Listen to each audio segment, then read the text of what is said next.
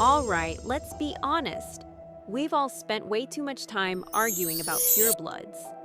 The Malfoys of the world want you to think lineage is everything. But if you actually look at the history books, it's a total lie. The most terrifying spells, the greatest discoveries, and the wizards who actually changed the world, almost all of them were half-bloods. Today, we're ranking the top 15. And look, I know some of these rankings are going to start a war in my comments, especially number 1. But the numbers don't lie. Let's get into it. 15. Seamus Finnegan. Kicking things off with the man who can't even pour tea without it blowing up. It's a meme, sure, but that raw, destructive power, that's not a joke. 14. Dean Thomas. Seriously underrated. This guy survived the Snatchers without a day of formal training. That's pure, street-smart magic. 13. Gilderoy Lockhart. Look, I hate him too, but to wipe the memories of dozens of elite wizards and never get caught, that's a scary level of specialization. He's a villain, but he's a talented one. 12. Quirinus Quirrell. The man literally tracked down the Dark Lord in a forest. He was a Ravenclaw genius. It's just a shame he had the backbone of a chocolate eclair. 11. Garrick Ollivander. He's the only one on this list who doesn't need to throw a punch. He understands the soul of magic better than Dumbledore himself. 10. Dolores Umbridge. I know. I'm sorry for putting her face on your screen, but we have to be objective. She cast a full-bodied Patronus while wearing a Horcrux, something most good wizards could never do. She's evil, but she's heavy-duty. 9. Nymphadora Tonks. She wasn't just an Auror, she was a shapeshifter. Imagine trying to duel someone who can change their center of gravity mid-fight. Pure chaos. 8. Phileas Flitwick.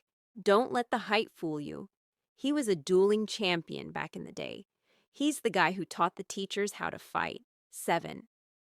Remus Lupin. My personal favorite. His magic wasn't flashy, it was efficient. He didn't just teach defense, he lived it. 6. Aberforth Dumbledore. Imagine being the younger brother of the greatest wizard ever. Aberforth didn't just survive that shadow. He stood his ground against Albus and Grindelwald at the same time. That's a different level of tough. 5. Minerva McGonagall. If Hogwarts had a final boss, it's her. She didn't just fight, she commanded the stone of the castle itself. Pure, authoritative power. 4. Harry Potter. Now let's be real. Harry isn't a technical genius.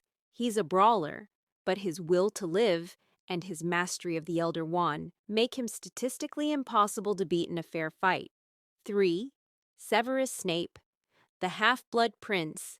He didn't just read the book, he fixed it. He invented spells as a teenager that grown Aurors still fear. And his occlumency, he lied to the greatest legilimens in history for years. That is a mental strength we can't even fathom. 2. Lord Voldemort. He's the reason we're all here. He pushed magic into the darkest corners of the universe just because he was afraid of dying. He's a monster, but a monster with a god-tier power level. And then there's Albus Dumbledore. A lot of people forget his mother was Muggle-born. He is the ultimate proof that blood doesn't make the wizard. He was the only man Voldemort ever truly feared. And let's be honest, he was playing 4D chess while everyone else was playing checkers. So, did I get the order wrong? Should Snape be number 1? I'm ready for the heat in the comments.